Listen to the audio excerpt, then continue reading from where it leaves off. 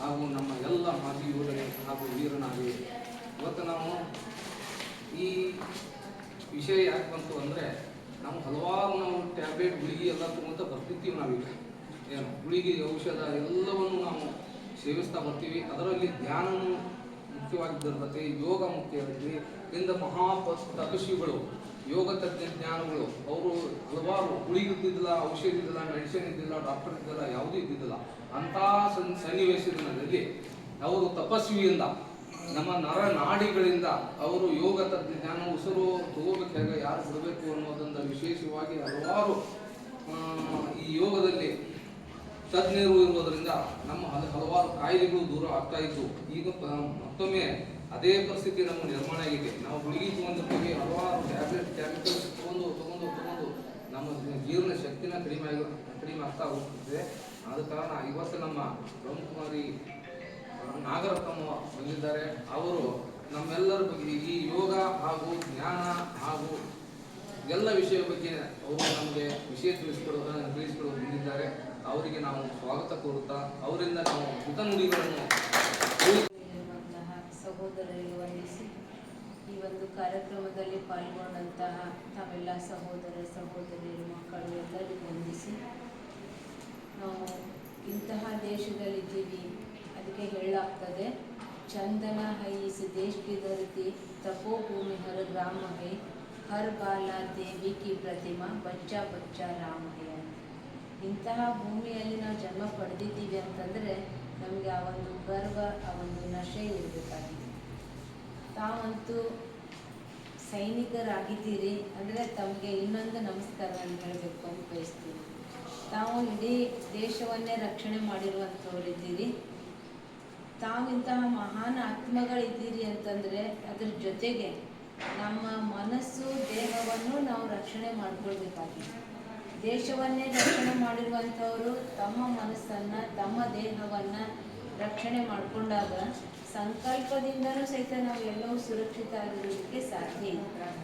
ಇವತ್ತು ಪ್ರತಿಯೊಬ್ಬರೂ ನೋಡ್ತಾ ಇದ್ದೀವಿ, ಎಲ್ಲ ಆರೋಗ್ಯನೂ ಇದೆ, ಆದರೆ ಮುಖ್ಯವಾಗಿ ಮಾನಸಿಕ ಆರೋಗ್ಯದ ಕೊರತೆಯಿಂದ ಈ ದೇಹದ ಆರೋಗ್ಯ ಇಂಬ್ಯಾಲೆನ್ಸ್ ಆಗ್ತದೆ. ಯಾವ ರೀತಿ ಒಂದು ಪಾತ್ರೆಯಲ್ಲಿ ಐಸ್ ಕ್ಯೂಬ್ ಹಾಕಿದ್ದೀವಿ ಅಂತಂದರೆ ಅದು ತೇಲ್ತಾ ಇರುವಂಗೆ ಕಾಣಿಸ್ತದೆ, ಆದರೆ 80% ಅದು ನೀರೊಳಗೆ ಇರ್ತದೆ, 20% ಮಾತ್ರ ಮೇಲೆ ಕಾಣಿಸ್ತಿರ್ತದೆ.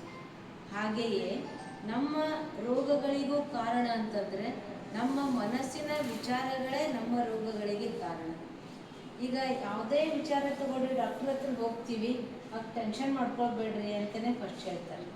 ಈಗ ಬ್ಲಡ್ ಪ್ರೆಷರ್ ತಗೊಂಡ್ರೆ ಟೆನ್ಷನಿಂದ ಹೆಚ್ಚಾಗ್ತದೆ, ಶುಗರ್ ತಗೊಂಡ್ರೆ ಟೆನ್ಷನಿಂದ ಹೆಚ್ಚಾಗ್ತದೆ, ಕ್ಯಾನ್ಸರ್ ತಗೊಳ್ರಿ ಟೆನ್ಷನಿಂದ ಹೆಚ್ಚಾಗ್ತದೆ, ಈ ಚರ್ಮ ರೋಗ ತಗೊಳ್ರಿ ಟೆನ್ಷನಿಂದ ಹೆಚ್ಚಾಗ್ತದೆ. ಎಲ್ಲಿ ಟೆನ್ಷನ್ ಇರ್ತದೆ ಅಲ್ಲಿ ಹೆಚ್ಚಾಗ್ತದೆ, ಎಲ್ಲಿ ಟೆನ್ಷನಿಂದ ಫ್ರೀ ಇರ್ತೀವಿ ಅಲ್ಲಿ ಕಡಿಮೆ ಆಗ್ತದೆ. ಆದರೆ ವರ್ತಮಾನ ಜಗತ್ತಿನಲ್ಲಿ ನಮ್ಮ ಜೀವನ ಶೈಲಿ ಭಿನ್ನವಾಗಿದೆ. ನಾವು ತಿಳ್ಕೊಂಡಿದ್ದೀವಿ, ಮುಂದುವರಿದವರಿದ್ದೀವಿ, ಅಥವಾ ಒಂದು ಹೆಚ್ಚು ನಾವು ಪ್ರಗತಿ ಹೊಂದಿದವರು ಇದ್ದೀವಿ. ಯಾವುದು ವಿಜ್ಞಾನ ತಂತ್ರಜ್ಞಾನ ಮುಂದುವರೆದವೆ, ಒಂದು ಬಟನ್ ಆನ್ ಮಾಡಿದರೆ ಸಾಕು ಏನೆಲ್ಲ ಸುಖದ ಸೌಲಭ್ಯಗಳು ಬರ್ತವೆ ಅಂತ ಆ ಒಂದು ಜೀವನ ಶೈಲಿಯಲ್ಲಿ ನಾವು ಬದುಕ್ತಾ ಇದ್ದೀವಿ. ಆದರೂ ಆ ಪರಿಣಾಮ ಏನು ಅಂತಂದರೆ, ಪೂರ್ವ ಕಾಲದಲ್ಲಿ ನಮ್ಮ ಭಾರತದಲ್ಲಿ ಎಷ್ಟು ಆರೋಗ್ಯದಿಂದ ಇದ್ದರು ಅದಕ್ಕೂ ಮತ್ತು ಇವತ್ತಿಗೂ ಆಗ ಔಷಧಿ ಅಥವಾ ಈ ಯಾವುದೇ ಸಾಧನಗಳು ಸೌಲಭ್ಯಗಳು ಯಾವುದೂ ಇರ್ತಿರ್ಲಿಲ್ಲ, ಆದರೂ ಅವರು ಆರಾಮಿರ್ತಿದ್ರು. ಇವತ್ತು ಎಲ್ಲ ಇದ್ದೂ ಸಹಿತ ನಾವು ಆ ಒಂದು ಆರೋಗ್ಯದಿಂದ ವಂಚಿತ ಆಗ್ತಾ ಇದ್ದೀವಿ. ಕಾರಣ ಏನು ಅಂತಂದರೆ ನಾವು ನಮ್ಮದೇ ಆಗಿರುವಂತಹ ವ್ಯವಸ್ಥೆಯನ್ನು ಮರಿತಾ ಇದ್ದೀವಿ. ಪಾಶ್ಚಾತ್ಯ ಪ್ರಭಾವಕ್ಕೆ ಮತ್ತು ವಿಜ್ಞಾನ ತಂತ್ರಜ್ಞಾನದ ಪ್ರಭಾವಕ್ಕೆ ಒಳಗಾಗ್ತಾ ಇದ್ದೀವಿ. ಆದ್ದರಿಂದ ನಾವು ನಮ್ಮ ಮನಸ್ಸು ಮತ್ತು ಆರೋಗ್ಯ ದೇಹ ಎರಡೂ ಬ್ಯಾಲೆನ್ಸ್ ಇಟ್ಕೊಳ್ಬೇಕು ಅಂತಂದರೆ ಬರೀ ಈ ಒಂದು ಔಷಧಿ ಅಷ್ಟೇ ಅಲ್ಲ, ಆ ಔಷಧಿಯ ಜೊತೆಗೆ ಮೆಡಿಟೇಷನ್ನು ಕೂಡ ಭಾಳಷ್ಟು ಅವಶ್ಯಕತೆ ಇದೆ. ಅದಕ್ಕೆ ಹಿರಿಯರು ಹೇಳ್ತಿದ್ರು, ದವಾನೂ ಬೇಕು ದುವಾನೂ ಬೇಕು ಅಂತ. ನಾವು ಯಾವ ಡಾಕ್ಟ್ರ್ ಹತ್ರ ಹೋಗ್ತೀವಿ ಆ ಡಾಕ್ಟ್ರ್ ಮೇಲೆ ನಮಗೆ ವಿಶ್ವಾಸ ಇತ್ತು ಅಂತಂದರೆ ಅವ್ರ ಕೈಗುಣ ಚಲೋ ಅದ ಅಂತ ಬರೀ ಅವ್ರು 2 ಗುಳಿಗೆ ಕೊಟ್ಟರು ಆರಾಮಾಗ್ತದೆ. ಆ ಡಾಕ್ಟ್ರ್ ಮೇಲೆ ವಿಶ್ವಾಸ ಇಲ್ಲ, ಇಷ್ಟೆಲ್ಲ ಮಾಡ್ಕೊಂಡಿವಿ, ಏನೆಲ್ಲ ಟ್ರೀಟ್ಮೆಂಟ್ ತೊಗೊಂಡಿವಿ, ಏನೆಲ್ಲ ಟೆಸ್ಟ್ ಮಾಡ್ಕೊಂಡಿವಿ, ಏನಾಗ್ತದೋ ಏನೋ ಅನ್ನೋ ವಿಚಾರ ಇತ್ತು ಅಂತಂದರೆ ಎಷ್ಟು ಪ್ರಭಾವಶಾಲಿಯಾಗಿ ಆ ಮೆಡಿಸಿನ್ ನಮಗೆ ಪ್ರಭಾವ ಆಗಬೇಕೋ ಅಷ್ಟು ರೂಪದಲ್ಲಿ ಆಗುವುದಿಲ್ಲ. ಯಾಕಂದರೆ ಮೊದಲು ಎಲ್ಲದಕ್ಕೂ ಮೂಲ ಅಂತಂದರೆ ನಮ್ಮ ಮನಸ್ಸಿನ ವಿಚಾರಗಳು. ಅದಕ್ಕೆ ಜಪಾನಿನ ಒಬ್ಬ ವಿಜ್ಞಾನಿ ಮೊಸರು ಯಮೋಟೋ ಅನ್ನುವಂತಹ ಒಬ್ಬ ವಿಜ್ಞಾನಿ ಈ ಒಂದು ತತ್ವಗಳ ಮೇಲೆ ನಮ್ಮ ಮನಸ್ಸಿನ ಸಂಕಲ್ಪದ ಮೇಲೆ ಪ್ರಯೋಗ ಮಾಡಿದ. ಒಂದು ಬೌಲಲ್ಲಿ ನೀರನ್ನು ಹಾಕಿಟ್ಟು ಆ ನೀರಿನ ಜೊತೆಗೆ ಒಳ್ಳೆ ವಿಚಾರಗಳನ್ನು ಮಾಡುವಂಥದ್ದು. ಒಳ್ಳೆ ವಿಚಾರಗಳನ್ನು ಮಾಡಿದಾಗ ಆ ನೀರನ್ನು ಕ್ರಿಸ್ಟಲೈಸ್ ಮಾಡಿದಾಗ ಸುಂದರವಾದಂಥ ಆಕೃತಿ ಕಂಡುಬರ್ತದೆ. ಮತ್ತೊಂದು ಬೌಲಲ್ಲಿ ನೀರಿಟ್ಟು ಇದಕ್ಕೆ ಕೆಟ್ಟ ಕೆಟ್ಟ ವಿಚಾರಗಳನ್ನು ಹಾಕಿ ಅದನ್ನು ಕ್ರಿಸ್ಟಲೈಸ್ ಮಾಡಿದಾಗ ವಿಕೃತವಾದಂಥ ರೂಪ ಅದರಲ್ಲಿ ಕಂಡುಬಂತು. ಅಂದರೆ ನಮ್ಮ ಮನಸ್ಸಿನ ವಿಚಾರಗಳು ಆ ನೀರಿನ ಮೇಲೆ ಪ್ರಭಾವ ಆಗ್ತದೆ ಅನ್ನೋದು ಕಂಡುಹಿಡಿದು. ನಂತರ ಒಂದು ಡಬ್ಬಿಯೊಳಗೆ ಅನ್ನ ಹಾಕಿ ಮತ್ತೊಂದು ಡಬ್ಬಿಯೊಳಗೆ ಅನ್ನ ಹಾಕಿ, ಒಂದ್ರ ಮೇಲೆ ಅಡಾಲ್ಫ್ ಹಿಟ್ಲರ್ ಅಂತ ಬರೆದ್ರು, ಇನ್ನೊಂದರ ಮೇಲೆ ಮದರ್ ಥೆರೇಸಾ ಅಂತ ಬರೆದ್ರು. ಎಲ್ಲರೂ ಕಾಣಿಸುವಂಥ ಒಂದು ಸ್ಥಾನದಲ್ಲಿ ಇಟ್ಟು ಯಾರೇ ಆ ಪಾತ್ರೆ ಡಬ್ಬಿ ನೋಡಿದಾಗ ಅದ್ರ ಮೇಲೆ ಹೆಸರು ನೋಡ್ತೀವಿ. ಫಸ್ಟ್ ಆ ಹೆಸರು ನೋಡಿದಾಗ ಒಳಗಡೆ ಏನು ಪದಾರ್ಥ ಯಾಕೆ ಇಟ್ಟಾರೆ ಏನೂ ವಿಚಾರ ಇಲ್ಲ. ಅಡಾಲ್ಫ್ ಹಿಟ್ಲರ್ ಅಂತ ನೋಡಿದಾಗ ಕ್ರೂರ, ನೀಚ, ದುಷ್ಟ, ಹಿಂಸೆ ಮಾಡುವಂಥವನು, ಕಷ್ಟ ಕೊಡುವಂಥವನು, ಅದೇ ವಿಚಾರ ಬಂದು ಮನಸ್ಸಿಗೆ ತಿರಸ್ಕೃತವಾದಂಥ ವಿಚಾರಗಳು ಆ ಡಬ್ಬಿ ಮೇಲೆ ಬೀಳ್ತಿದ್ವು. ಇನ್ನೊಂದು ಪಾತ್ರೆ ಡಬ್ಬಿ ಮೇಲೆ ಮದರ್ ಥೆರೇಸಾ ಅಂತ ಬರೆದಿದ್ರಲ್ಲ, ಅವಾಗ ಸಾಧ್ವಿ, ಬಡವರ ಸಹಾಯ ಮಾಡಿರುವಂಥವ್ರು, ಎಲ್ಲರಿಗೂ ಸೇವೆ ಮಾಡುವಂಥವ್ರು, ಎಲ್ಲರ ಕಲ್ಯಾಣ ಬಯಸುವಂಥವ್ರು, ಎಲ್ಲರಿಗೂ ಪ್ರೀತಿ ಮಾಡುವಂಥವ್ರು ಅಂಥ ವಿಚಾರ ಬರ್ತಿತ್ತು. ಒಂದು ವಾರದ ನಂತರ ಆ ಡಬ್ಬಿಯಲ್ಲಿರುವಂಥ ಅನ್ನ ನೋಡಿದರೆ ಈ ಒಳಗಡೆ ಯಾರು ಮದರ್ ಥೆರೇಸಾ ಅಂತ ಬರೆದಿರುವಂಥದ್ದು ಬಿಳಿಯಾಗಿರುವಂಥ ಬಣ್ಣ ಇತ್ತು, ಅದು ಹಿಟ್ಲರ್ ಅಂತ ಬರೆದಿರುವಂಥದ್ದು ಕಪ್ಪು ಬಣ್ಣಕ್ಕೆ ತಿರುಗಿ. ಅಂದರೆ ನಮ್ಮ ಮನಸ್ಸಿನ ವಿಚಾರಗಳೇ ಈ ತತ್ವಗಳ ಮೇಲೆ ಬೀಳ್ತದೆ ಅನ್ನುವಂಥದ್ದು ಸ್ಪಷ್ಟ. ಆಮೇಲೆ ನಮ್ಮ ದೇಹದ ಒಳಗಡೆ 5 ತತ್ವಗಳಿದ್ದಾವೆ. 5 ತತ್ವಗಳಿಂದ ಈ ದೇಹ ನಿರ್ಮಾಣ ಆಗಿದೆ. ಆಮೇಲೆ ನೀರಿನ ಅಂಶ ನಮ್ಮ ದೇಹದಲ್ಲಿ 70% ಇದೆ. ಅಂದಮೇಲೆ ನಮ್ಮ ಮನಸ್ಸಿನ ವಿಚಾರಗಳೇ ನಮ್ಮ ದೇಹದ ಮೇಲೆ ಪ್ರಭಾವ ಬೀರ್ತವೆ. ಆದ್ದರಿಂದ ನಮ್ಮ ಮನಸ್ಸಿನ ವಿಚಾರ ಶ್ರೇಷ್ಠ ಇತ್ತು ಅಂತಂದರೆ ಎಷ್ಟೋ ಪರ್ಸೆಂಟೇಜ್ ರೋಗಗಳೇನಾಗ್ತವೆ ನಮ್ಮ ದೇಹದಲ್ಲಿರುವಂಥದ್ದು ತನ್ನಿಂತಾನೇ ಮನಸ್ಸಿನ ವಿಚಾರಗಳ ಜೊತೆಗೆ ಔಷಧಿಯನ್ನು ನಾವು ತಗೊಂಡಿವಿ ಅಂತಂದರೆ ಬೇಗನೆ ಗುಣಮುಖ ಆಗೋದಕ್ಕೆ ಸಾಧ್ಯ ಆಗ್ತದೆ. ಆದ್ದರಿಂದ ಮೆಡಿಟೇಷನ್ ಈಸ್ ಎ ಮೆಡಿಸಿನ್ ಅಂತ ಹೇಳಲಾಗ್ತದೆ. ಈ ಔಷಧಿಗಳಿಗೆ ಮಾತ್ರ ಮೆಡಿಟೇಷನ್ ಅಲ್ಲ, ನಾವು ಮೆಡಿಸಿನ್ ಅಲ್ಲ, ನಾವೇನು ಮೆಡಿಟೇಷನ್ ಮಾಡ್ತೀವಿ ಅದನ್ನು ಕೂಡ ಒಂದು ಮೆಡಿಸಿನ್ ಅಂತ ಹೇಳಲಾಗ್ತದೆ. ಆದರೆ ನಾವು ಇದಕ್ಕೆ ಎಷ್ಟೆಲ್ಲ ಈಗ ಪ್ರತಿಯೊಬ್ಬ ಡಾಕ್ಟರ್ ಹತ್ರನ ಹೋಗ್ತೀವಿ, ಡಾಕ್ಟರ್ ಏನು ಹೇಳ್ತಾರೆ? ಸಾಮಾನ್ಯವಾಗಿ ಸಮತೋಲನ ಆಹಾರ ತಗೊಳ್ಬೇಕು, ಎಕ್ಸಸೈಸ್ ಮಾಡಬೇಕು, ರೆಸ್ಟ್ ಮಾಡಬೇಕು. ಈ ಮಾತು ಪ್ರತಿಯೊಬ್ಬ ಡಾಕ್ಟ್ರು ಪ್ರತಿಯೊಬ್ಬ ಆರೋಗ್ಯವಂತ ವ್ಯಕ್ತಿ ಇರಬೇಕು ಅಂತಂದರೆ ಸಜೆಸ್ಟ್ ಮಾಡ್ತಾರೆ. ಒಂದು ಸರಿಯಾದ ಆಹಾರ ತಗೊಳ್ಬೇಕು, ಯಾವ ಸಮಯಕ್ಕೆ ತಗೋಬೇಕು, ಎಂಥ ಆಹಾರ ತಗೊಳ್ಬೇಕು, ಯಾವ ತೊಂದರೆ ಇದ್ದರೆ ಎಂಥ ಪಥ್ಯ ಮಾಡಬೇಕು, ಒಟ್ಟು ಸರಿಯಾಗಿ ಆಹಾರ ತಗೊಳ್ಬೇಕು ಅನ್ನುವಂಥದ್ದನ್ನು ಮೊದಲು ಹೇಳ್ತಾರೆ. ನಂತರ ಈ ದೇಹದ ಅಂಗಾಂಗಗಳಿಗೆ ಎಕ್ಸಸೈಸ್ ಬೇಕು, ನಂತರ ರೆಸ್ಟ್ ಬೇಕು. ಈಗ ರೆಸ್ಟೇ ಇಲ್ಲ, 24 ಗಂಟೆ ದುಡಿತಾನೆ, ಒಂದು ವಾರದವರೆಗೆ ದುಡಿತಾನೆ ಇದ್ರು ಅಂದರೆ ಈ ಶರೀರಕ್ಕೂ ಕೂಡ ಒಂದು ಕೆಪಾಸಿಟಿ ಇದೆ, ತನ್ನದೇ ಆಗಿರುವಂಥ ಒಂದು ಕೆಪಾಸಿಟಿ ಇದೆ, ಅಷ್ಟೇ ಕೆಲಸ ಕೊಡ್ತದೆ. ಅದಕ್ಕೂ ಹೆಚ್ಚು ನಾವು ಇದನ್ನು ದುಡಿಸಿದ್ದೀವಿ ಅಂದರೆ ಏನಾಗ್ತದೆ ರೀ? ಅದು ರೆಸ್ಪಾನ್ಸ್ ಮಾಡೋದು, ವಿರೋಧವಾಗಿ ಮಾಡೋದಕ್ಕೆ ಪ್ರಾರಂಭ ಮಾಡ್ತದೆ. ಅದಕ್ಕೆ ನಾವು ರೋಗ ಅಂತ ಹೇಳ್ತೀವಿ. ಹಾಗೆ ಇದಕ್ಕೆ ರೆಸ್ಟನ್ನು ಬೇಕು. ಯಾವ ರೀತಿ ಭೌತಿಕವಾಗಿರುವಂಥ ಶರೀರಕ್ಕೆ ಊಟ ಸರಿಯಾಗಿ ಬೇಕು, ಎಕ್ಸಸೈಸ್ ಬೇಕು, ರೆಸ್ಟ್ ಬೇಕು, ಹಾಗೆ ಈ ದೇಹದ ಒಳಗಡೆ ಒಂದು ಚೈತನ್ಯ ಶಕ್ತಿ ಇದೆ. ಆ ಚೈತನ್ಯ ಶಕ್ತಿಗೂ ಒಳ್ಳೆಯ ವಿಚಾರಗಳ ಊಟದ ಅವಶ್ಯಕತೆ ಇದೆ. ಎಷ್ಟೆಷ್ಟು ನಾವು ಒಳ್ಳೆಯ ವಿಚಾರಗಳ ಊಟವನ್ನು ಮನಸ್ಸಿಗೆ ಹಾಕ್ತಾ ಹೋಗ್ತೀವಿ, ನಮ್ಮ ಮನಸ್ಸು ಕೂಡ ಸಮತೋಲನ ಇರೋದಕ್ಕೆ ಸಾಧ್ಯ ಆಗ್ತದೆ. ಹಾಗೆ ಮನಸ್ಸಿಗೂ ಕೂಡ ಏನು ಒಳ್ಳೆಯ ವಿಚಾರ ಹಾಕಿರ್ತೀವಿ ಅದನ್ನೇ ಚಿಂತನೆ ಮಾಡುವಂಥದ್ದು. ಎಷ್ಟೆಷ್ಟು ಅದನ್ನೇ ಚಿಂತನೆ ಮಾಡ್ತಾ ಇರ್ತೀವಿ, ನಮ್ಮ ಮನಸ್ಸು ಸಮತೋಲನವಾಗಿರ್ತದೆ. ಹಾಗೂ ಮನಸ್ಸಿಗೂ ರೆಸ್ಟ್ ಬೇಕು. ಮನಸ್ಸಿಗೆ ರೆಸ್ಟ್ ಅಂತಂದರೆ ಧ್ಯಾನ, ಅಥವಾ ಯಾವ್ಯಾವ ಧರ್ಮದಲ್ಲಿ ಯಾವ್ಯಾವ ರೂಪದಲ್ಲಿ ಭಗವಂತನ ನೆನಪು ಮಾಡ್ತೀವಿ, ಅಥವಾ ನಮ್ಮ ಮನಸ್ಸನ್ನು ಆ ಸುಪ್ರೀಂ ಅಥಾರಿಟಿ ಜೊತೆಗೆ ಜೋಡಿಸ್ತೀವಿ, ಅದಕ್ಕೆ ಧ್ಯಾನ ಅಥವಾ ಯೋಗ, ಮೆಡಿಟೇಷನ್ ಅಂತ ಹೇಳಾಗ್ತದೆ. ಹಾಗೆ ಈ ದೈಹಿಕವಾಗಿ ನಾವು ಆರೋಗ್ಯದಿಂದ ಇರಬೇಕು ಅಂದರೆ ಮೊದಲು ಮಾನಸಿಕವಾಗಿ ಆರೋಗ್ಯದಿಂದ ಇದ್ದಾಗ ಮಾತ್ರ ಸಾಧ್ಯ ಆಗ್ತದೆ. ಅದಕ್ಕೆ ಮಾನಸಿಕವಾಗಿ ಆರೋಗ್ಯದಿಂದ ಇರಬೇಕು ಅಂತಂದರೆ ನಾವು ಆ ಭಗವಂತನ ಜೊತೆಗೆ ಸುಪ್ರೀಂ ಅಥಾರಿಟಿ ಅವನಿಗೆ ನಾವು ಗಾಡ್ ಅನ್ಬೋದು, ಅಲ್ಲ ಅನ್ಬೋದು, ಈಶ್ವರ ಅನ್ಬೋದು, ಓಂಕಾರ ಅನ್ಬೋದು, ಯಾವುದೇ ಹೆಸರು ನಾವು ಕರಿಬೋದು. ಆದರೆ ಈ ಜಗತ್ತನ್ನು ಕಂಟ್ರೋಲ್ ಮಾಡುವಂತಹ ಸುಪ್ರೀಂ ಅಥಾರಿಟಿ ಒಂದು ಇದೆ. Higher authority, supreme authority, almighty authority ಅಂತ ಹೇಳ್ತೀವಿ. ಆ ಸರ್ವಶಕ್ತಿವಂತನ ಜೊತೆಗೆ ನಮ್ಮ ಮನಸ್ಸು ಬುದ್ಧಿಯನ್ನು ಜೋಡಿಸುವಂಥ ಅಭ್ಯಾಸ ಯಾವಾಗ ಮಾಡ್ತೀವಿ ಆ ಶಕ್ತಿಯನ್ನು ನಾವು ತಗೊಳ್ಳೋದಕ್ಕೆ ಸಾಧ್ಯ ಇದೆ. ಈಗ ವಿಚಾರ ಮಾಡಿರಿ, ನಮಗೆ ಕರೆಂಟ್ ಟೆಸ್ಟ್ ಮಾಡಬೇಕು ಅಥವಾ ಅಚಾನಕ್ ನಮಗೆ ಕರೆಂಟ್ ಶಾಕ್ ಹತ್ತಿತ್ತು ಅಂದ್ರೆ ಒಂದು ವೈರ್ ಟಚ್ ಆಗಿ ಇಸ್ತ್ರಿ ಮಾಡ್ತಾ ಇರ್ತೀವಿ. ಆ ವೈರ್ಗೆ ಸ್ವಲ್ಪ ಮೇಲಿರುವಂಥ ಕವರ್ ಕಟ್ ಆಗಿ ತಂತಿ ಹೊರಗೆ ಬಂದಿರ್ತದೆ. ನಾವು ಸ್ವಲ್ಪ ಟಚ್ ಮಾಡಿದ್ರೆ ಝಣ್ ಅಂತ ಶಾಕ್ ಹೊಡಿತದೆ. ಅದು ಎಷ್ಟು ದೊಡ್ಡದಿದೆ ತಂತಿ, ಸ್ವಲ್ಪ ಟಚ್ ಮಾಡಿದ್ರೆ ಶಾಕ್ ಹೊಡಿತದೆ. ಹಾಗೆ ಪರಮಾತ್ಮನನ್ನು ನೆನಪು ಮಾಡೋದ್ರಿಂದನೂ ಕೂಡ ಈ ಒಂದು ಆಂತರಿಕವಾಗಿರುವಂಥ ಸುಪ್ರೀಂ ಪವರ್ ನಮ್ಮ ಶರೀರದೊಳಗೆ ಪ್ರವೇಶ ಆಗ್ತದೆ. ಅದನ್ನು ನಾವೇನು ತಿಳ್ಕೊಂಡಿವಿ, ಮೂಢನಂಬಿಕೆ ಅಂತ ತಿಳ್ಕೊಂಡಿದ್ವಿ. ನಮ್ಮ ಭಾರತೀಯ ಸಂಸ್ಕೃತಿಯಲ್ಲಿ ಹಿಂದಿನ ಕಾಲದಲ್ಲಿ ಅನೇಕ ರೂಪದ ವೈದ್ಯ ವಿಜ್ಞಾನಿಗಳಿದ್ರು. ಆ ಯಾವ ವೈದ್ಯ ವಿಜ್ಞಾನಿಗಳು ಅಂತಂದರೆ ಬಹಳಷ್ಟು ರೂಪದಲ್ಲಿದ್ದಾವೆ. ಒಂದು ಆಯುರ್ವೇದ ಇದೆ, ಆಮೇಲೆ ಅಕ್ಯುಪಂಕ್ಚರ್ ಅಂತಿದೆ, ಅಕ್ಯುಪ್ರೆಷರ್ ಅಂತಿದೆ, ಕಲರ್ ಥೆರಪಿ ಅಂತಿದೆ, ವಾಟರ್ ಥೆರಪಿ ಅಂತಿದೆ. ಅನೇಕ ರೂಪದಿಂದ ಮಾಡ್ತಿದ್ರು. ಬರೀ ನೀರು ಕುಡಿದ್ರೆ ಆರಾಮಾಗ್ತಿತ್ತು ಅಂತ ಹೇಳ್ತೀವಿ. ನಾವೇನು ತಿಳ್ಕೊಂಡಿವ್ರಿ, ಅದು ಮೂಢನಂಬಿಕೆ ಅಂತ ತಿಳ್ಕೊಂಡಿದ್ವಿ. ಆ ನೀರು ಎಂಥದ್ದು ಅಂತಂದರೆ ನೀರಿನೊಳಗಡೆ ಸುಪ್ರೀಂ ಪವರನ್ನು ಆಹ್ವಾನ ಮಾಡಿ ಆ ನೀರನ್ನು ಕುಡಿದು ಆರಾಮಾಗಿರುವಂಥದ್ದು ಎಷ್ಟೋ ಉದಾಹರಣೆಗಳಿವೆ. ಆಮೇಲೆ ಬಣ್ಣ, ಯಾವ ಬಣ್ಣವನ್ನು ನೋಡ್ತೀವಿ, ಯಾವ ರೋಗಕ್ಕೆ ಯಾವ ಬಣ್ಣದಿಂದ ನಾವು ಯಾಕಂದರೆ ಪ್ರಕೃತಿಯೊಳಗೆಲ್ಲ ಏನಿದೆ ರೀ, ಬಣ್ಣ ಬಣ್ಣದ ಪ್ರಕೃತಿ ಇದೆ. ಭಗವಂತನ ಸೃಷ್ಟಿ ಅದ್ಭುತ ಇದೆ. ಪ್ರತಿಯೊಂದು ಹಣ್ಣುಗಳು ತಗೊಳ್ರಿ, ಪ್ರತಿಯೊಂದು ತರಕಾರಿಗಳು ತಗೊಳ್ರಿ, ಪ್ರತಿಯೊಂದು ಹೂಗಳು ತಗೊಳ್ರಿ, ಪ್ರತಿಯೊಂದರಲ್ಲಿನೂ ಭಗವಂತ ಏನು ಮಾಡ್ಯಾನ, ಬಣ್ಣಗಳನ್ನು ತುಂಬಿದ್ದಾನೆ. ಅದಕ್ಕೆ ಬಣ್ಣಗಳ ಥೆರಪಿ ಅಂತಲೂ ಸಹಿತ ಹಿಂದಿನ ಕಾಲದಲ್ಲಿ ನೋಡ್ತಿದ್ದೀವಿ. ಆ ಎಲ್ಲವುಗಳು ಇವತ್ತು ಮಾಯವಾಗಿ ಬರೀ ಈ ಒಂದು ಇಂಗ್ಲೀಷ್ ಔಷಧಿಗೆ ನಾವು ಮಾರು ಹೋಗ್ತಾ ಇದ್ದೀವಿ. ಆದರೆ ಈ ಇಂಗ್ಲೀಷ್ ಔಷಧಿ ಯಾವ ರೂಪದ ರಿಸಲ್ಟ್ ನಮಗೆ ಕೊಡ್ತದೆ ಅಂತಂದರೆ ಆ ರೋಗವನ್ನು ಪೂರ್ಣವಾಗಿ ಗುಣ ಮಾಡದೆ ಆ ರೋಗವನ್ನು ಸಪ್ರೆಸ್ ಮಾಡಿಬಿಡ್ತದೆ. ಈಗ ಯಾವ ರೀತಿ ಒಂದು ಸ್ಪ್ರಿಂಗನ್ನು ಪೂರ್ಣ ಫ್ರೀಯಾಗಿತ್ತು ಅದನ್ನು ಪ್ರೆಸ್ ಮಾಡಿ ಹಿಡಿತೀವಿ, ಹಿಡಿವರೆಗೆ ಅದು ಸುಮ್ಮನೆ ಇರ್ತದೆ. ಮತ್ತು ಅದನ್ನು ಬಿಟ್ಟಾಗ ಏನಾಗ್ತದೆ, ತನ್ನ ಸ್ವಸ್ಥಿತಿಗೆ ಬರ್ತದೆ.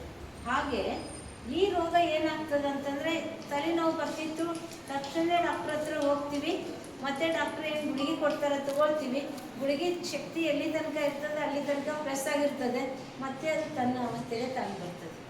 ಅದಕ್ಕೆ ನಾವು ಪೂರ್ಣವಾಗಿ ಅದರಿಂದ ಗುಣಮುಖ ಆಗಬೇಕು ಅಂತಂದರೆ ಈ ಪ್ರಕೃತಿಯ ತತ್ವಗಳಿಂದ ಹಾಗೂ ನಮ್ಮೊಳಗಡೆ ಇರುವಂಥ ಆಂತರಿಕ ಶಕ್ತಿಯಿಂದಲೂ ಸಹಿತ ಮಾಡ್ಕೊಳ್ಳೋದಕ್ಕೆ ಸಾಧ್ಯ ಇದೆ. ಯಾಕಂದರೆ ಇವತ್ತಿನ ಸಮಯದಲ್ಲಿ ನಮಗೆ ಆ ಶಕ್ತಿಯನ್ನು ಕಳ್ಕೊಂಡಿದ್ದೀವಿ.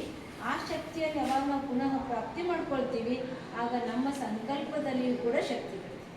ನನಗೆ ಒಬ್ಬರು ಡಾಕ್ಟ್ರು ಗಾಡಿ ಮೇಲಿಂದ ಬಿದ್ದಿದ್ದೆ, ತಲೆ ಹೊಡೆದಿತ್ತು. ಅವ್ರು ಹಾಸ್ಪಿಟ್ಲಿಗೆ ಅಚಾನಕ್ಕಾಗಿ ರಸ್ತೆ ಮೇಲೆ ನೋಡಿದ್ರು, ನಾನು ಹಿಡ್ಕೊಂಡು ಹೋಗ್ತಿದ್ದೆ. ಬಟ್ಟೆ ಎಲ್ಲ ಬಣ್ಣ ರಕ್ತ ಆಗಿತ್ತು. ಅವರು ಬಣ್ಣ ಹಾಕೋರು ಹಿಂಗ್ಯಾಕೆ ನಿಂತಾರೆ ಅಂತ ಕಂಠಿ ಡಾಕ್ಟ್ರು, ಕಿರಣ ಕಂಠಿ ಅಂತ ಡಾಕ್ಟ್ರು, ಅವ್ರು ನನ್ನ ಕರ್ಕೊಂಡು ಅವ್ರು ಹಾಸ್ಪಿಟ್ಲಿಗೆ ಕರ್ಕೊಂಡು ಹೋದ್ರು. ಕರ್ಕೊಂಡು ಹೋದ್ಮೇಲೆ ಅದನ್ನೆಲ್ಲ ಕ್ಲೀನ್ ಮಾಡಿದರು. ಎಲ್ಲಿ ಪೆಟ್ಟಾಗಿತ್ತು ಅಷ್ಟೆಲ್ಲ ಕೂದಲ ತೆಗೆದು ಕ್ಲೀನ್ ಮಾಡಿ ಅದಕ್ಕೆ ಡೆಟಾಲ್ ಹಚ್ಚಿದ್ರು ಅಷ್ಟೇ. ಆಮೇಲೆ ಮರುದಿವ್ಸ ಮನೆಗೆ ಹೋಗ್ಬೇಕವ್ರ ಅಂತಂದರು. ಮತ್ತು ಔಷಧಿಗಳಿಗೆ ಏನೂ ಕೊಟ್ಟಿಲ್ಲಲ್ರಿ ಅಂತಂದೆ. ಏನೂ ಮಾಡಬೇಡ್ರಿ, ನೀವು ಬಾಬಾ ನೆನಪು ಮಾಡಿರಿ ಅಂದರೆ ಪರಮಾತ್ಮನಿಗೆ ಬಾಬಾನ ಶಬ್ದ ಉಪಯೋಗ ಮಾಡ್ತೀವಿ. ಬಾಬಾ ನೆನಪು ಮಾಡಿರಿ, ಶರೀರದೊಳಗೆ ತನ್ನಿಂದ ತಾನೇ ಗುಣ ಆಗುವಂಥ ಶಕ್ತಿ ಇರ್ತದೆ, ಏನೂ ಹಚ್ಚೋದು ಬೇಕಾಗಿಲ್ಲ ಅಂತಂದರೆ. ಅಂದರೆ ಇವತ್ತಿನ ಡಾಕ್ಟರೇ ಆ ರೂಪದಲ್ಲಿ ಸಜೆಸ್ಟ್ ಮಾಡಿದರು. ಒಂದು ಬರೀ ಅವರು ಯಾವುದು ಶಾಂಪು ಹಚ್ಕೊಂಡು ಕ್ಲೀನಾಗಿ ತಲೆ ತೊಳ್ಕೊಳ್ರಿ, ಡೆಟಾಲ್ ಹಚ್ಕೊಳ್ರಿ ಅಷ್ಟೇ, ಯಾವುದು ಔಷಧಿಗಳಿಗೆ ಏನೂ ಬೇಡ ಅಂತಂದರು. ಅದರಿಂದ ಪೂರ್ಣ ಆರಾಮಾಗಿ. ಅಂದರೆ ಇದು ಸತ್ಯದಾಗ ಇದೆ. ಹಾಗೆ ನಾವೇನು ಮಾಡ್ತೀವಿ, ಅವಾಗ ಸಣ್ಣವರಿದ್ದಾಗ ಏನು ಮಾಡ್ತೀವಿ, ಬಿದ್ದೀವಿ ಅಂತಂದರೆ ಉಗುಳು ಹಚ್ತಿದ್ರು, ಬಿದ್ದೀವಿ ಅಂತಂದರೆ ಅರಿಶಿನ ಎಣ್ಣೆ ಹಚ್ಚುತ್ತಿದ್ರು, ಅವಾಗ ಆರಾಮಾಗಿಬಿಡ್ತಿತ್ತು. ಹೌದಾ ಇಲ್ಲ? ನಮ್ಮ ನಾಯಿ ಕಡಿತು ಅಂತಂದ್ರೆ ಏನು ಮಾಡ್ತಿದ್ರು, ಅವ್ರು ಯಾರ ಮನೆ ನಾಯಿ ಕಡಿದಿರ್ತದಲ್ಲ ಅವ್ರ ಮನೆಯೊಳಗಿಂದ ಸುಣ್ಣ ಎಣ್ಣೆ ಹಚ್ಚುತ್ತಿದ್ರು, ಆರಾಮಾಗಿಬಿಡ್ತಿದ್ರು. ಅದು ಇವತ್ತೇನಾಗಿದೆ ರೀ, ಆವಾಗಿನ ಕಾಲದ ಶಕ್ತಿ ಇವತ್ತೂ ಇದೆ. ಆದರೆ ನಮ್ಮ ನಂಬಿಕೆಯೊಳಗೆ ಶಕ್ತಿ ಏನಾಗ್ಬಿಟ್ಟಿದ್ದಾರೆ ಕಡಿಮೆ ಆಗಿಬಿಟ್ಟದೆ. ಆ ಗುಡಿಗೆ ಹೋದಾಗ ತೀರ್ಥ ತಗೊಳ್ತಿದ್ದೀವಿ, ಆ ತೀರ್ಥ ಎಂಥದ್ದಿರ್ತಿತ್ತು ಅಂದರೆ ತುಳಸಿ ಅಥವಾ ಪತ್ರೆ ಹಾಕಿ ತೀರ್ಥ ಇತ್ತು, ಅದು ದೇವ್ರು ಅಂತ ತಿಳ್ಕೊಂಡು ಭಾವನೆಯಿಂದ ತಗೊಳ್ತಿದ್ದೀವಿ. ಆಮೇಲೆ ಧೂಪ ತಗೊಳ್ತಿದ್ದೀವಿ, ಧೂಪ ಹಿಡಿತಿದ್ರು ತೊಗೊಂಡು ಎಲ್ಲ ಹಚ್ಕೊಳ್ತಿದ್ದೀವಿ. ಆಮೇಲೆ ಕೌಡಿ ಲಾಭನ ಅಂತ ಹಾಕ್ತಿದ್ರು, ಸಣ್ಣ ಮಕ್ಕಳಿಗೆ ಎರದ ಕೂಡಲೇ ಹಾಕ್ತಿದ್ರು, ಮನೆಯೊಳಗೆಲ್ಲ ಹಾಕ್ತಿದ್ರು. ಆ ಸುಗಂಧ ನಮಗೆಲ್ಲ ಬರಲಿ, ಅವ್ರೇನು ಹುಚ್ಚರಿರಲಿಲ್ಲ, ಯಾಕಂದರೆ ಅದರೊಳಗಡೆ ಶಕ್ತಿ ಇರ್ತಿತ್ತು. ಆದರೆ ಇವತ್ತೇನಾಗ್ಬಿಟ್ಟದೆ ರೀ, ನಾವು ಮುಂದುವರೆದವರು, ಪ್ರಗತಿ ಹೊಂದಿದವರು ಅಥವಾ ವಿಜ್ಞಾನ ತಂತ್ರಜ್ಞಾನ ಅರಿತವರು ಅಂತ ತಿಳ್ಕೊಂಡು ನಮ್ಮ ಭಾರತದಲ್ಲಿರುವಂತಹ ಆಚರಣೆಗಳನ್ನು ನಾವು ಅಲಕ್ಷ್ಯ ಮಾಡ್ತಾ ಇದ್ದೀವಿ. ಅದಕ್ಕೆ ಈ ಅವಸ್ಥೆಗೆ ತಲುಪಿದ್ದೀವಿ. ಅದಕ್ಕೆ ಆತ್ಮೀಯರೇ, ನಾನು ತಮ್ಮಲ್ಲಿ ವಿನಂತಿ ಮಾಡ್ಕೊಳ್ಳೋದು ಏನು ಅಂದರೆ, ನಮ್ಮ ಒಳಗಡೆ ಅಗಾಧವಾದಂತಹ ಶಕ್ತಿ ಭಗವಂತ ಈ ದೇಹದಲ್ಲಿ ಇಟ್ಟಾನೆ. ನೋಡ್ರಿ, ಹೆಚ್ಚು ಊಟ ಆಯಿತು ಅಂದರೆ ದೇಹಕ್ಕೆ ಎಷ್ಟು ಬೇಕೋ ಅಷ್ಟು ಇಟ್ಕೊಳ್ತದೆ. ಅದು ಊಟ ಹೆಚ್ಚಾಗಿತ್ತು ಅಂತಂದರೆ ಉಲ್ಟಿ ಆಗ್ತದೆ, ಹೊಟ್ಟೆ ಜಾಡಿಸ್ತದೆ. ಯಾಕೆಂದರೆ ಆಹಾರದ ಕಾರಣದಿಂದ. ಫುಡ್ ಪಾಯ್ಸನ್ ಅಂತೀವಿ, ಹೊರಗಡೆ ಇಟ್ಟಿದ್ದ ಆಹಾರ ತೊಗೊಂಡೀವಿ, ಅಂತಿಂಥ ಆಹಾರ ತಿಂದೀವಿ, ಶರೀರಕ್ಕೆ ತೊಂದರೆ ಮಾಡ್ತದೆ, ಅದು ಶರೀರದಿಂದ ತಾನೇ ಹೊರಗೆ ಬರ್ತದೆ. ಈ ರೂಪದಲ್ಲಿ ದೇಹಕ್ಕೆ ಏನು ಅವಶ್ಯಕತೆ ಇದೆ ಇಟ್ಕೊಳ್ತದೆ, ದೇಹಕ್ಕೆ ಏನು ಅವಶ್ಯಕತೆ ಇಲ್ಲ ಅದು ಈ ದೇಹದ ಮುಖಾಂತರ ಅನೇಕ ರಂಧ್ರಗಳ ಮುಖಾಂತರ ಹೊರಗೆ ಹಾಕ್ತದೆ. ಉಲ್ಟಿ ಅಂತೀವಿ, ಲೂಸ್ ಮೋಷನ್ ಅಂತೀವಿ, ನೆಗಡಿ ಅಂತೀವಿ, ಕೆಮ್ಮು ಅಂತೀವಿ. ಈ ಅನೇಕ ರೂಪದಿಂದ ನಮ್ಮ ದೇಹದೊಳಗಡೆ ಇರುವ ಬೇಡವಾಗಿರುವಂಥ ಪದಾರ್ಥಗಳಿಂದ ದೇಹನೇ ತನ್ನಿಂತಾನೆ ಏನು ಮಾಡ್ತದೆ, ಹೊರಗೆ ಹಾಕುವಂಥ ಶಕ್ತಿ ದೇಹದಲ್ಲಿ ಇದೆ. ಅದ್ರ ಜೊತೆಗೆ ಈ ಒಂದು ಔಷಧಿನೂ ಬಿಟ್ಟು ಬಿಡಬೇಕು ಅಂತಲ್ಲ, ಎಲ್ಲಿವರೆಗೆ ನಮ್ಮಲ್ಲಿ ಆ ಶಕ್ತಿ ಬರ್ತದೋ ಅಲ್ಲಿವರೆಗೆ ಈ ಶಕ್ತಿನೂ ಬೇಕು, ಔಷಧಿನೂ ಬೇಕು. ಎರಡೂ ಸೇರಿ ಆರೋಗ್ಯ ಏನಾಗ್ತದೆ, ಬೇಗನೆ ಈ ದೇಹದ ಆರೋಗ್ಯ ಗುಣ ಆಗ್ತದೆ, ಚೆನ್ನಾಗಿರ್ತದೆ. ಆದ್ದರಿಂದ ಮೆಡಿಟೇಷನ್ ಮಾಡಬೇಕು ಅಂತಂದರೆ, ಮೆಡಿಟೇಷನ್ ಅಂದರೆ ಏನು ಅಂದರೆ, ನಾನು ಈ ದೇಹದ ಒಳಗಡೆ ಇರುವಂತಹ ಚೈತನ್ಯ ಶಕ್ತಿಯಾಗಿದ್ದೇನೆ ಅನ್ನುವಂತಹ ಸ್ಮೃತಿಯಲ್ಲಿ ಇರುವಂಥದ್ದು. ಅದಕ್ಕೆ ಅಧ್ಯಾತ್ಮ ಅಂತಲೂ ಕೂಡ ಹೇಳಾಗ್ತದೆ. ಆತ್ಮದ ಅಧ್ಯಯನ, ನಾನು ಯಾರು, ಎಲ್ಲಿಂದ ಬಂದೆ, ಯಾತಕ್ಕಾಗಿ ಬಂದು ನಾನು ಮಾಡಬೇಕಾಗಿರೋದು ಏನು ಅನ್ನೋದನ್ನು ತಿಳಿದುಕೊಂಡು, ನಾನು ಚೈತನ್ಯ ಶಕ್ತಿ ಆತ್ಮ, ಈ ದೇಹದ ಒಳಗಡೆ ಇರುವಂತಹ ಶಕ್ತಿ ಇದೆ. ಈ ಚೈತನ್ಯ ಶಕ್ತಿ ಈ ದೇಹದ ಮುಖಾಂತರ ಪ್ರತಿಯೊಂದು ಕಾರ್ಯವನ್ನು ಮಾಡುವಂಥದ್ದು. ಈಗ ತಾವು ಕೇಳ್ತಾ ಇದ್ದೀರಿ, ನಾನು ಮಾತಾಡ್ತಾ ಇದ್ದೀನಿ, ಕೂತ್ಕೊಂಡಿದ್ದೀರಿ, ತಾವು ತಲೆ ಅಲುಗಾಡಿಸ್ತೀರಿ, ನಾನು ಕೈ ಅಲುಗಾಡಿಸ್ತೀನಿ. ಈ ಶಕ್ತಿ ಎಲ್ಲ ಯಾವುದು ಅಂದರೆ ಒಳಗಡೆ ಇರುವಂತಹ ಚೈತನ್ಯ ಶಕ್ತಿ. ಈ ಒಳಗಡೆ ಇರುವಂತಹ ಚೈತನ್ಯ ಶಕ್ತಿನೇ ಒಳಗಡೆ ಇಲ್ಲ ಅಂತಂದರೆ ಅದಕ್ಕೆ ಏನು ಹೇಳ್ತೀವಿ ರೀ, ಶವ ಅಂತ ಹೇಳ್ತೀವಿ, ಡೆಡ್ ಬಾಡಿ ಅಂತ. ಅದೇನಾದರೂ ಪ್ರತಿಕ್ರಿಯೆ ಮಾಡೋದಕ್ಕೆ ಸಾಧ್ಯತೆ ಏನ್ರಿ? ಯಾಕೆ ಪ್ರತಿಕ್ರಿಯೆ ಮಾಡೋದಿಲ್ಲ? ಒಳಗಡೆ ಶಕ್ತಿ ಇಲ್ಲ. ಜೀವ, ಪ್ರಾಣ, ಆತ್ಮ, ಸೋಲ್, ರೂಹ, ಬೇರೆ ಬೇರೆ ಶಬ್ದದಿಂದ ಕರಿತೀವಿ. ಆ ಒಂದು ಚೈತನ್ಯ ಶಕ್ತಿ ಈ ದೇಹದೊಳಗಡೆ ಇದ್ದಾಗ ಮಾತ್ರ ಈ ದೇಹದ ಮುಖಾಂತರ ಪ್ರತಿಯೊಂದು ಕೆಲಸ ಕಾರ್ಯಗಳನ್ನು ಮಾಡ್ತೀವಿ. ಹಾಗಾದರೆ ನಾವೆಲ್ಲ ಕೂತ್ಕೊಂಡಿದ್ದೀವಿ, ನೋಡ್ತಾ ಇದ್ದೀವಿ, ಮಾತಾಡ್ತಾ ಇದ್ದೀವಿ, ಕೇಳ್ತಾ ಇದ್ದೀವಿ. ಈ ಎಲ್ಲವನ್ನೂ ಮಾಡುವಂತಹ ಒಂದು ಚೈತನ್ಯ ಶಕ್ತಿ ದೇಹದ ಒಳಗಡೆ ಇದೆ. ಅದಕ್ಕೆ ನಾವು ಆತ್ಮ ಅಥವಾ ರೂಹ ಅಥವಾ ಸೋಲ್ ಅಂತ ಹೇಳ್ತೀವಿ. ಆ ಚೈತನ್ಯ ಶಕ್ತಿಯ ಆತ್ಮ ಈ ದೇಹದ ಒಳಗಡೆ ಇರುವಂತಹ ಸ್ಥಾನ ಅಂದರೆ ಮೆದುಳಿನ ಮಧ್ಯದಲ್ಲಿ. ಅದಕ್ಕೆ ಭ್ರುಕುಟಿಯ ಮಧ್ಯದಲ್ಲಿ ಅಂತ ತಿಲಕ ಹಚ್ಚೋದು, ಪ್ರಸಾದ ಹಚ್ಚೋದು, ಅಥವಾ ಹಣೆ ಬರಹ, ಭಾಗ್ಯ, ಅದೃಷ್ಟ ಅಂತ ಹಣೆಗೆನೆ ಕೈ ಹಚ್ಚುತ್ತೀವಿ. ನಾವೆಲ್ಲ ಈ ದೇಹದೊಳಗಡೆ ಇರುವಂಥ ಚೈತನ್ಯ ಶಕ್ತಿ ಆತ್ಮಗಳಿದ್ದೀವಿ. ಆತ್ಮಕ್ಕೆ ಯಾವುದೇ ಜಾತಿ, ಮತ, ಪಂಥ, ಧರ್ಮ ಅಥವಾ ಲಿಂಗ, ದೇಶ, ಭಾಷೆ ಯಾವುದೂ ಭೇದ ಭಾವಗಳಿಲ್ಲ. ನಾವೆಲ್ಲರೂ ಈ ಭ್ರುಕುಟಿಯ ಮಧ್ಯದಲ್ಲಿರುವಂಥ ಚೈತನ್ಯ ಶಕ್ತಿ ಆತ್ಮ ಇದ್ದೀವಿ. ಆತ್ಮದ ಮೂಲ ಗುಣಗಳು ಅಂತಂದರೆ ಶಾಂತಿ, ಪ್ರೀತಿ, ಆನಂದ, ಸುಖ, ಜ್ಞಾನ, ಪವಿತ್ರತೆ, ಶಕ್ತಿ. ಇವು ನಮ್ಮ ಒಳಗಡೆ ಇರುವಂತಹ ಆಂತರಿಕ ಗುಣಗಳು. ನಾವೇನು ಮಾಡಿದ್ದೀವಿ, ನಾನು ಆತ್ಮ ಅನ್ನೋದನ್ನು ಮರೆತು ನಾನು ದೇಹ ಅಂತ ತಿಳ್ಕೊಂಡಿದ್ದೀವಿ. ನಾನು ಸ್ತ್ರೀ, ನಾನು ಪುರುಷ, ನಾನು ಎತ್ತರ, ನಾನು ಗಿಡ್ಡ, ನಾನು ಬಿಳಿಯ, ನಾನು ಕಪ್ಪ, ಈ ರೀತಿ ಬೇರೆ ಬೇರೆ ಭೇದದಲ್ಲಿ ಬೇರೆ ಬೇರೆ ಭಾವದಿಂದ ನಾನು ದೇಹ ಅನ್ನುವಂಥ ಭಾವದಲ್ಲಿ ನಾವಿದ್ದೀವಿ. ಹಾಗೂ ಈ ದೇಹದ ಗುಣಗಳಿಗೆ ನಾವು ವಶ ಆಗಿದ್ದೀವಿ. ಕಾಮ, ಕ್ರೋಧ, ಲೋಭ, ಮೋಹ, ಅಹಂಕಾರ, ಈರ್ಷ್ಯ, ದ್ವೇಷ, ಭಯ, ಚಿಂತೆ, ರೋಗ, ಈ ಎಲ್ಲ ಗುಣಗಳಿಗೆ ವಶ ಆಗಿ ನಮ್ಮ ಮೂಲ ಸ್ವರೂಪವನ್ನು ನಾವು ಮರೆತು ಬಿಟ್ಟಿದ್ದೀವಿ. ಈಗ ನಾವು ಅನುಭವ ಮಾಡಬೇಕಾಗಿರೋದು ಏನು ಅಂದರೆ, ನಾನು ಚೈತನ್ಯ ಶಕ್ತಿ ಆತ್ಮನಾಗಿದ್ದೇನೆ ಅನ್ನುವಂಥ ಸ್ಮೃತಿಯಲ್ಲಿದ್ದು ನಾನು ಶಾಂತ ಸ್ವರೂಪ ಆತ್ಮನಾಗಿದ್ದೇನೆ. ಈ ಶಾಂತ ಸ್ವರೂಪ ಅನ್ನುವಂಥ ಒಂದು ಗುಣದಿಂದ ನಮ್ಮ ಉಸಿರಾಟದ ವ್ಯವಸ್ಥೆಯ ಮೇಲೆ ಬಹಳಷ್ಟು ಪ್ರಭಾವಕಾರಿಯಾಗಿರ್ತದೆ. ನೀವು ಶಾಂತಿಯಿಂದ ಕೂತ್ಕೊಳ್ರಿ, ಆ ಉಸಿರಾಟ ಹೆಂಗಿರ್ತದೆ ರೀ? ನಿಧಾನವಾಗಿ ಉಸಿರಾಡ್ತೀವಿ. ಯಾರು ನಿಧಾನವಾಗಿ ಉಸಿರಾಡ್ತಾರೋ ಅವರ ಆರೋಗ್ಯ ಚೆನ್ನಾಗಿರ್ತದೆ. ನಿಧಾನವಾಗಿ ಉಸಿರಾಡ್ತಾರೋ ಅವರ ಆಯುಷ್ಯ ಹೆಚ್ಚಾಗಿರ್ತದೆ. ಯಾರು ಟೆನ್ಷನ್ ಮಾಡ್ಕೊಳ್ಳೋದಿಲ್ಲ, ಯಾರು ಚಿಂತೆ ಮಾಡೋದಿಲ್ಲ, ಯಾರು ಆರಾಮಾಗಿರ್ತಾರೋ, ಏನು ಹೋಗಲಿ ಬರಲಿ, ಏನಾಗ್ತದೆ ಆಗಲಿ ಅಂತ ನಿಶ್ಚಿಂತೆಯಿಂದ ಇರ್ತಾರೋ ಅವರನ್ನು ನಾವು ಇವತ್ತು ನೋಡ್ತೀವಿ. ಅವ್ರಿಗೆ ಯಾವುದೂ ಹೆಚ್ಚಿನ ರೋಗಗಳು ಅಥವಾ ದೇಹದ ತೊಂದರೆಗಳು ಇರುವುದಿಲ್ಲ ಅನ್ನೋದನ್ನು ಸ್ಪಷ್ಟವಾಗಿ ನಾವು ನೋಡ್ತೀವಿ. ಅದಕ್ಕೆ ನಾವು ಪ್ರತಿದಿನ ಅಭ್ಯಾಸ ಮಾಡಬೇಕಾಗಿದೆ. ನಾನು ಶಾಂತ ಸ್ವರೂಪಾತ್ಮ, ನಾನು ಆನಂದ ಸ್ವರೂಪಾತ್ಮ, ನಾನು ಪ್ರೇಮ ಸ್ವರೂಪಾತ್ಮ, ನಾನು ಸುಖ ಸ್ವರೂಪಾತ್ಮ, ನಾನು ಶಕ್ತಿ ಸ್ವರೂಪಾತ್ಮ, ನಾನು ಪವಿತ್ರ ಆತ್ಮ. ಈ ರೀತಿ ನನ್ನ ಗುಣಗಳನ್ನು ಸ್ಮೃತಿ ಮಾಡಿಕೊಂಡು ಅದೇ ಸ್ಥಿತಿಯಲ್ಲಿರುವಂತಹ ಅಭ್ಯಾಸ ಎಷ್ಟೆಷ್ಟು ಮಾಡ್ತೀವೋ ಆ ಗುಣ ನಮ್ಮಲ್ಲಿ ಶಕ್ತಿಯ ರೂಪದಲ್ಲಿ ಜಾಗೃತ ಆಗ್ತದೆ. ಎಷ್ಟೆಷ್ಟು ಆ ಗುಣ ಶಕ್ತಿಯ ರೂಪದಲ್ಲಿ ಜಾಗೃತ ಆಗ್ತದೋ ಅಷ್ಟು ನಮ್ಮಲ್ಲಿ ಶಾಂತಿ ಅನ್ನುವಂಥದ್ದು ಬರ್ತದೆ. ಎಷ್ಟೆಷ್ಟು ಶಾಂತಿಯಿಂದ ಇರ್ತೀವೋ ಅಷ್ಟು ನಮ್ಮ ದೇಹದ ಮೇಲೆ ಯಾವುದು ನಕಾರಾತ್ಮಕ ಪ್ರಭಾವ ಅನ್ನುವಂಥದ್ದು ಆಗೋದಿಲ್ಲ.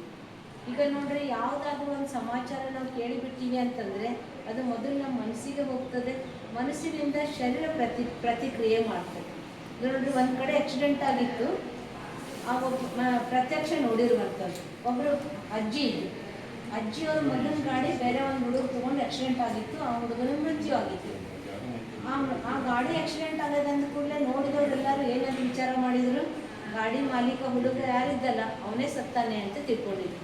ಆಗ ಅಜ್ಜಿ ಜೋರಾಗಿ ಅಳೋದಕ್ಕೆ ಚಾಲು ಮಾಡಿದ್ರು. ಆ ಮಗ ಎದುರುಗಡೆನೆ ಬಂದಾನೆ, ಅವ್ವನ ಇಲ್ಲದೀನಿ, ಅವ್ವನ ಇಲ್ಲದೀನಿ ಅಂದರೂ ಸಹಿತ ಅಜ್ಜಿ ಜೋರು ಅಳಾಗುತ್ತಾರೆ. ಯಾಕೆ ಹೇಳ್ರಿ? ಮನಸ್ಸೊಳಗೆ ಏನಾಗಿತ್ತು?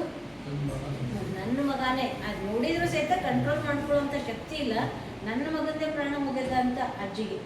ಅಂದರೆ ಮೊದಲು ನಮ್ಮ ಮನಸ್ಸಿಗೆ ವಿಚಾರ ಯಾವಾಗ ಬರ್ತದಲ್ಲ ಅವಾಗ ದೇಹ ಎಲ್ಲ ಕೈಕಾಲು ನಡುಗ್ತದೆ, ಭಯ ಆಗ್ತದೆ, ಗಾಬರಿ ಆಗ್ತದೆ, ಕಣ್ಣು ಕೆಂಪಾಗ್ತದೆ, ಮುಖ ಕೆಂಪಾಗ್ತದೆ. ಅಂದರೆ ದೇಹ ಏನು ಮಾಡ್ತದೆ? ಮನಸ್ಸಿನ ವಿಚಾರದಿಂದ ಪ್ರತಿಕ್ರಿಯೆ ಮಾಡ್ತದೆ.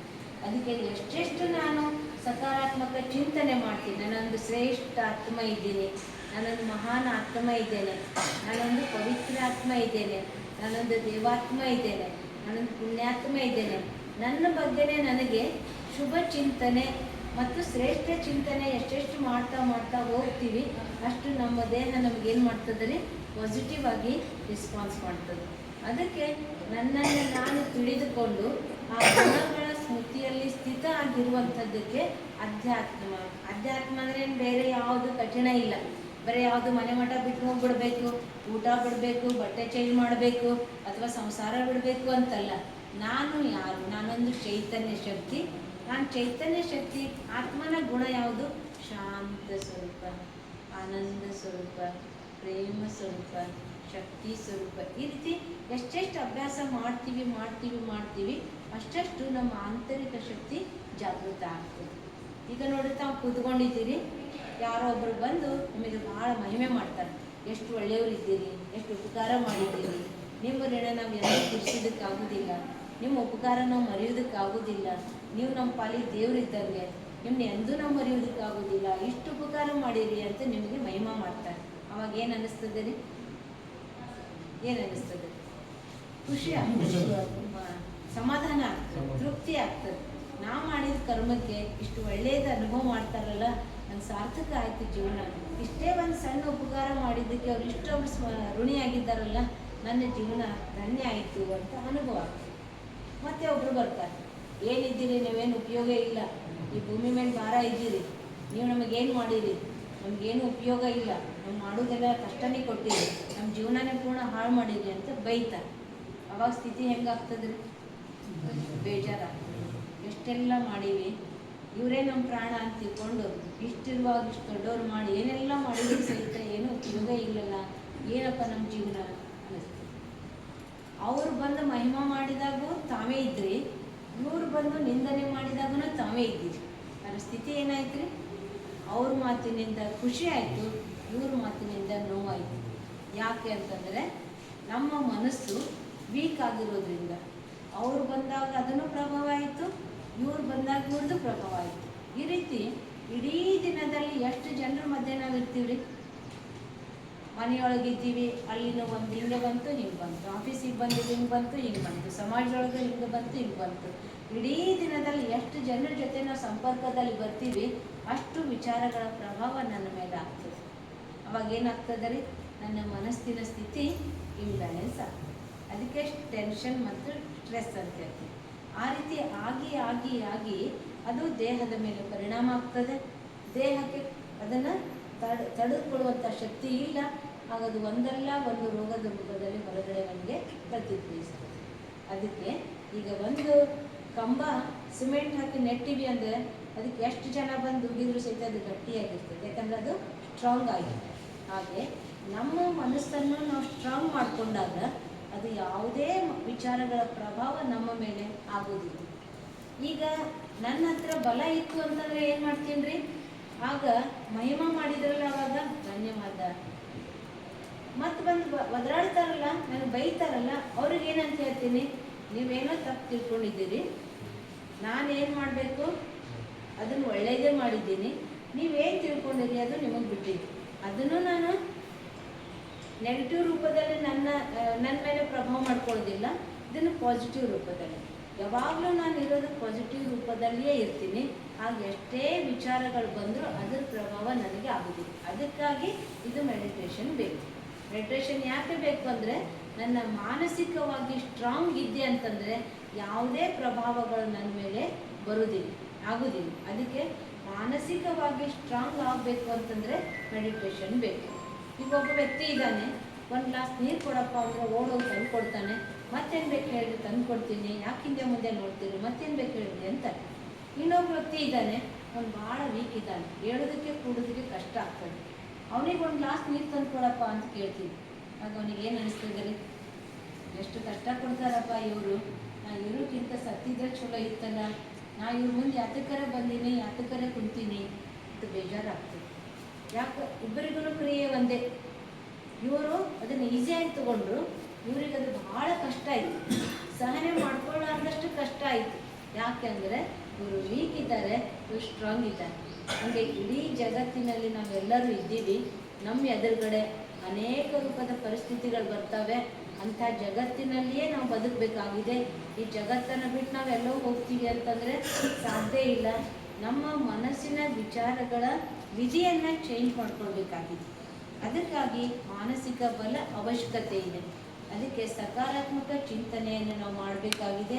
ವೈದ್ಯ ವಿಜ್ಞಾನಿಗಳು ಕಂಡುಹಿಡಿದಂತೆ ಪ್ರತಿಯೊಬ್ಬರು 4 ರೂಪದ ವಿಚಾರಗಳನ್ನು ಮಾಡ್ತೀವಿ: ಸಕಾರಾತ್ಮಕ, ನಕಾರಾತ್ಮಕ, ವ್ಯರ್ಥ, ಅವಶ್ಯಕ.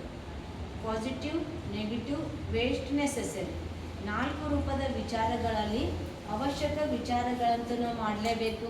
ಹೇಳಬೇಕು, ಹಸಿವಾಗ್ಯದ ಊಟ ಮಾಡಬೇಕು, ನಿದ್ರೆ ಬಂದದ್ದು ನಿದ್ದೆ ಮಾಡಬೇಕು, ಅಡುಗೆ ಮಾಡ್ಕೊಳ್ಬೇಕು, ಬಟ್ಟೆ, ಇದೆಲ್ಲ ಅವಶ್ಯಕ ವಿಚಾರಗಳನ್ನು ಮಾಡ್ತೀವಿ.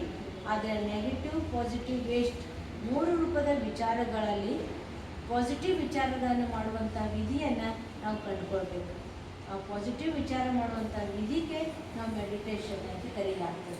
ಅದಕ್ಕೆ ಸಕಾರಾತ್ಮಕ, ನಕಾರಾತ್ಮಕ, ವ್ಯರ್ಥ ಆ 3 ವಿಚಾರಗಳಲ್ಲಿ ಈ ದೇಹಕ್ಕೆ ತೊಂದರೆ ಕೊಡೋದು, ಈ ಮನಸ್ಸಿಗೆ ತೊಂದರೆ ಕೊಡುವಂಥ ವಿಚಾರಗಳು ಯಾವುದು ಅಂದರೆ ನಕಾರಾತ್ಮಕ ಮತ್ತು ವ್ಯರ್ಥ. ಆ ನಕಾರಾತ್ಮಕ ಮತ್ತು ವ್ಯರ್ಥ ವಿಚಾರಗಳಿಂದ ನಾವು ಮುಕ್ತ ಆಗಬೇಕು ಅಂದರೆ ಸಕಾರಾತ್ಮಕ ಚಿಂತನೆ ಹೇಗೆ ಮಾಡಬೇಕು ಅನ್ನುವಂಥ ವಿಧಿಯನ್ನು ನಾವು ಕಂಡುಕೊಳ್ಬೇಕಾಗಿದೆ. ಆ ವಿಧಿಯನ್ನು ಯಾವಾಗ ನಾವು ಕಂಡುಕೊಳ್ತೀವಿ, ಜೀವನದಲ್ಲಿ ಅಳವಡಿಸ್ಕೊಳ್ತೀವಿ, ಅದಕ್ಕೆ ಮೆಡಿಟೇಷನ್ ಅಂತ ಹೇಳಲಾಗ್ತದೆ.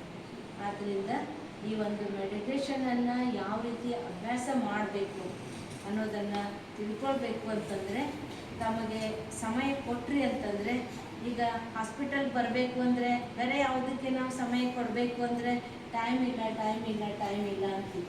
ಆದರೆ ಹಾಸ್ಪಿಟಲ್ನಲ್ಲಿ ಬಂದು ಡಾಕ್ಟ್ರು ಬರೋ ತನಕ ವೇಟ್ ಮಾಡಿ, ಅಥವಾ ಡಾಕ್ಟ್ರು ವಾರಕ್ಕೆ 1 ಸರಿ 2 ಸರಿ ಬರ್ತಿದ್ರು ಅಂದರೆ ಅದೇ ವಾರದ ದಿನ ಬಂದು ಅಷ್ಟೊತ್ತಿನವರೆಗೆ ಕಾಯ್ದು ಈ ದೇಹಕ್ಕೆ ಯಾವ ರೀತಿ ಟ್ರೀಟ್ಮೆಂಟ್ ತೊಗೊಳ್ಳೋದು ಅವಶ್ಯಕತೆ ಇದೆಯೋ ಹಾಗೆ ಮನಸ್ಸು ಕೂಡ ಸಶಕ್ತ ಆಗಬೇಕು ಅಂದರೆ ಆ ಮೆಡಿಟೇಷನ್ನ ಕಲಿತು ಪ್ರತಿನಿತ್ಯ ನಾವು ಅಭ್ಯಾಸ ಮಾಡ್ಬೋದು. ಆದರೆ ಮೆಡಿಟೇಷನ್ ಕಲಿಯೋದಕ್ಕೆ ಹಾಸ್ಪಿಟಲ್ಗೆ ಬರಬೇಕು ಅಥವಾ ಬ್ರಹ್ಮಕುಮಾರಿ ಆಶ್ರಮಕ್ಕೆ ಬರಬೇಕು ಅಂತಲ್ಲ. ಅದು ನಮ್ಗೆ ತಿಳ್ಕೊಳ್ಳೋವರೆಗೆ ಬರಬೇಕು. ತಿಳ್ಕೊಂಡ ಮೇಲೆ ತಾವು ಮನೆಯೊಳಗೆ ಇರಲಿ, ಕೆಲಸ ಕಾರ್ಯನ ಮಾಡ್ತಾ ಇರಲಿ, ಏನೇ ಮಾಡ್ತಾ ಇದ್ರೂ ನಮ್ಮ ಮನಸ್ಸನ್ನು ಒಂದು ಸ್ಥಿರ ಅವಸ್ಥೆಯಲ್ಲಿ ಇಟ್ಕೊಳ್ಳೋಂಥ ಅಭ್ಯಾಸ ನಾವು ಮಾಡಿದ್ದೀವಿ ಅಂದರೆ ಎಲ್ಲೇ ಇದ್ರೂ ನಾವು ಅದನ್ನು ಅಭ್ಯಾಸ ಮಾಡ್ಬೋದು. ಆದ್ದರಿಂದ ಈ ಒಂದು ಅಧ್ಯಾತ್ಮದ ವಿಚಾರ ಅಥವಾ ಈ ಒಂದು ಆರೋಗ್ಯದ ವಿಚಾರವನ್ನು ತಿಳ್ಕೊಳ್ಬೇಕು ಅಂತಂದರೆ ಅದಕ್ಕೆ ಸಮಯದ ಸೀಮೆ ಅನ್ನುವಂಥದ್ದು ಇಲ್ಲ. ತಾವೆಲ್ಲ ತಮ್ಮ ಕೆಲಸ ಕಾರ್ಯಗಳನ್ನು ಬದಿಗಿಟ್ಟು ತಾವೀಗ ಆಗಮಿಸಿದ್ದೀರಿ. ಹಾಗೂ ಈ ಒಂದು ಸೇವೆಯನ್ನು ಕೊಡಬೇಕು ಅನ್ನೋದಕ್ಕಾಗಿ ಇಲ್ಲಿರುವಂತಹ ಅಧಿಕಾರಿಗಳು ಹಾಗೂ ಮುಖ್ಯಸ್ಥರು ಕೇಳ್ಕೊಂಡಾಗ ನಮ್ಮ ಈಶ್ವರೀಯ ವಿಶ್ವವಿದ್ಯಾಲಯದಲ್ಲಿ ನಾವು ಇರೋದೇ ಸೇವೆ ಮಾಡೋದಕ್ಕಾಗಿ, ಬೇರೆ ಯಾವುದೂ ಇಲ್ಲ. ಇಂಥ ತಮ್ಮಂಥ ಆತ್ಮಗಳ ಸೇವೆ ಮಾಡೋದಕ್ಕಾಗಿಯೇ ನಾವಿದ್ದೀವಿ. ಅದಕ್ಕೆ ತಾವು ಯಾವ ಸಮಯ ಯಾವಾಗ ಅವಕಾಶ ಕೊಡ್ತೀರಿ ಆ ಸಮಯದಲ್ಲಿ ಬಂದು ತಾವು ಈ ವಿಚಾರಗಳನ್ನು ಹಂಚ್ಕೊಳ್ಬೋದು. ಇವತ್ತು ಬರೀ ಮೆಡಿಟೇಷನ್ ಅವಶ್ಯಕತೆ ಏನು ಅನ್ನುವಂಥದ್ದನ್ನು ಈ ಒಂದು ಪ್ರಾರಂಭದ ಕೆಲವೊಂದು ವಿಚಾರಗಳನ್ನು ಮಾತ್ರ ನಾನು ತಮ್ಮ ಎದುರುಗಡೆ ಇಟ್ಟಿದ್ದೀನಿ.